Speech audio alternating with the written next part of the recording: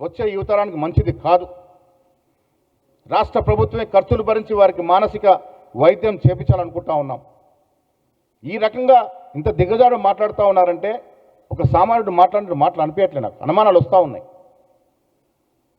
ఇవాళ కాంగ్రెస్ పార్టీ గురించి మాట్లాడే ముందు మీ పార్టీ ఎప్పుడు పుట్టింది, అసలు తెలంగాణ ఎట్లా వచ్చింది, తెలంగాణ వచ్చిన రోజున మీ సంఖ్య పార్లమెంట్లో మీ పార్లమెంట్ సభ్యుల సంఖ్య 2, ఆ రెండిటితో తెలంగాణ వచ్చిందా? ఎన్ని రకాల ప్రయత్నాలు కాంగ్రెస్ పార్టీ ఆనాడు యూపీఏ ప్రభుత్వం చేస్తే తెలంగాణ వచ్చింది.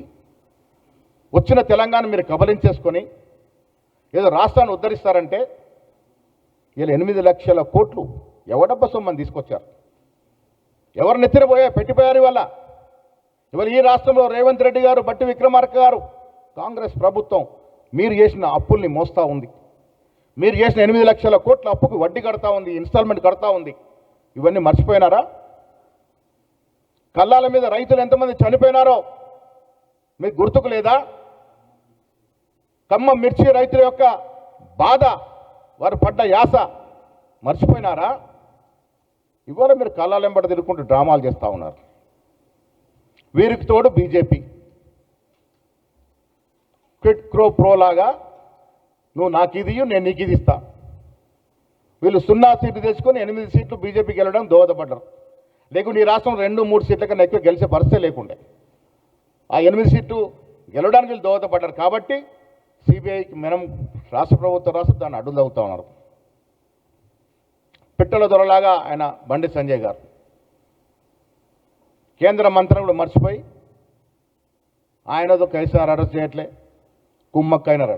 సిబిఐకి కేసు అప్పచెప్తూ అధికారికంగా ప్రభుత్వం, రాష్ట్ర ప్రభుత్వం అధికారికంగా అసెంబ్లీలో తీర్మానం చేసి పంపింది. 8 నెలలు అయింది. మీకు సోయలేదు. తుపాకీ మీ చేతిలో ఉంది. మీరు కాల్చ ధైర్యం లేక, కాల్చే సత్తా లేక మా మీద నెపం నొక్కుతారు. వీరు వారు ఒకటే ఈ రాష్ట్ర ప్రజల్ని మళ్ళీ మభ్యపెట్టే ప్రయత్నం చేస్తూ ఉన్నాను. మిత్రులారా, నేను మీ ద్వారా రాష్ట్ర ప్రజలకు విజ్ఞప్తి చేస్తూ ఉన్నాను. ఈ రాష్ట్రంలో బీఆర్ఎస్ పని ఎప్పుడో ముగిసిన చరిత్ర.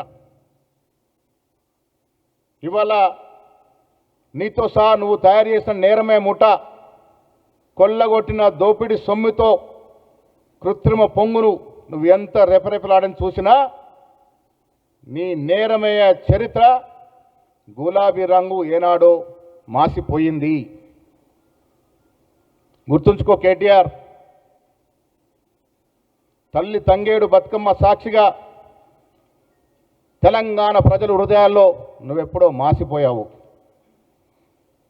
కేసీఆర్, కేటీఆర్, హరీష్ రావు అనేవారు గతమే తప్ప భవిష్యత్తు లేదు.